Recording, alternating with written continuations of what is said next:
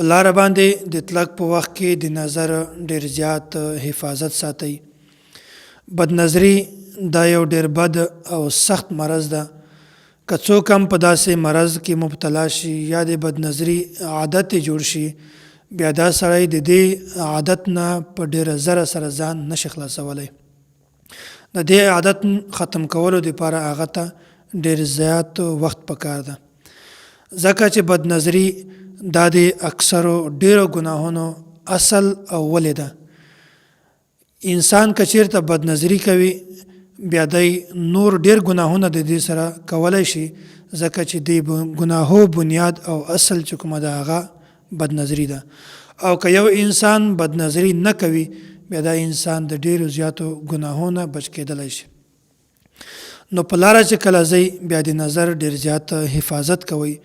دا حکم عام ده. که یو سړی روان وي یا یو سړی ناست وي یا یو سړی پروت وي، دا حکم په هر صورت کې دا چې دی به د خپل نظر حفاظت کوي، دی به بد نظری نه کوي، غیر محرم ته به نه ګوري. نو کله چې کوم یو کس ډرایوینګ کوي، ګاډی چلوي، بیا د هغه دپاره دا اصول ده چې هغه کله داسې غیر محرم مخ ته راشي بیا دی د سترګې نه پټوي او نه د مخ بل سیټ ته اړوي. او که چیرته مخ بل سیټ ته واړوي یا سترګې پټې کړي بیا د اکسیډنټ خطر هم وي. نو دی د په داسې صورت کې په زړه کې توبه او استغفار کوي.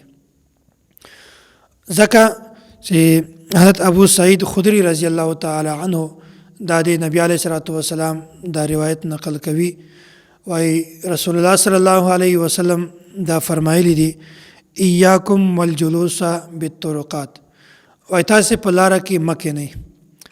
صحابه کرام ورته یا رسول الله مونږ په لاره کې ناست یو، غب شپ کوو، مجلس کوو، خبرې کوو، یو بل ته خبرې ارو، بیا د لارې څه حق ده او ما حق الطریق، د لارې کوم حق ده، مونږ به کوم کار کوو چې دلته په لار کې بیا ناست یو.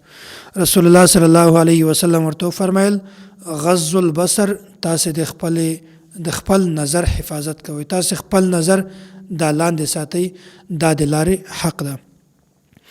او بله کوم هغه نوجوانان یا هغه خلک چې دی په لار کې ناست وي یا په روډو باندې ناست وي یا په ګلیو کوڅو کې ناست وي او د چا مور ته ګوري، د چا خور ته، د چا لور ته ګوري، بد نظری کوي، د هغو دپاره ډیره سخته د فکر لمحه ده.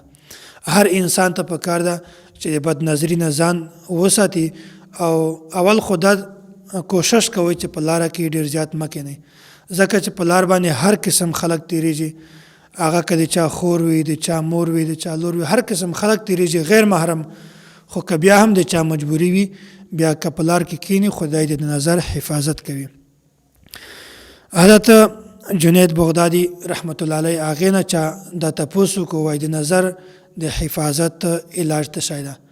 علاج مونږ ته راوښوه چې مونږ بیا بد نظري نه کوو. د ورته وویل وایي دا خبره بالکل په ذهن کې کېنوئ چې د الله تعالی نظر دا د مونږ تاسې په نظر نه ډېر زیات تیز ده. که د چا دا اصول په ذهن کې کېني بیا انشاءالله دی د بد نظري نه هم بچ کېدلی شي. چې یو سړی د یو کار طرف ته روان شي، اغلا طرف ته روان شي، نعوذ بالله زنا طرف ته روان شي، یا داسې بد نظري طرف ته روان شي، خو دی دا سوچ کوي چې الله تعالی ما ویني. دا په یو صورت کې ده چې د په زړه کې د الله تعالی خوف وي، یره وي، ډار وي. که چېرته د الله تعالی ډار د په زړه کې نه وي، دا سړی بیا هر قسم کار کولی شي. خو که چېرته د په زړه کې د الله تعالی ډار وي او بیا دی د یوه ګناه طرف ته ځي، دا اصول په ذهن کې کېنوئ چې په هغه ځای کې دا سوچ کوئ چې الله تعالی ما ویني، بیا به انشاءالله انسان د هر قسم ګناه نه په حفاظت کې وي. او بل په لاره کې د تلک په باره کې د اسلامي تعلیماتو نه، اسلامي آدابو نه دا یو ادب هم ده چې کله تاسې په لار کې روان وئ بیا بار بار شاته مه ګورئ. رسول الله صلی الله علیه وسلم هم دا عادت و چې کله به دی په لار روان وي بار بار به شاته نه کتل. حضرت جابر بن عبدالله رضی الله تعالی عنه دا فرمایي وایي رسول الله صلی الله علیه وسلم به چې کله په لار باندې روانو لا یلتفت وراءه اذا مشى، کله چې دی روانو د بار بار شاته نه کتل. نو کله چې په لار باندې روانو بیا خپل مقصد، خپل هدف هغه په ذهن کې کېنوئ، بار بار شاته کتل دا صحیح نه ده. او رسول الله صلی الله علیه وسلم هم دا عادت وو چې کله به دی چیرته روان و بیا به د خپل مقصد خپل هدف هغه ته به یې کتل، بار بار به یې شاته نه کتل. الله تعالی دې موږ تاسو ته په اسلامي تعلیماتو باندې د عمل کولو توفیق را نصیب کړي.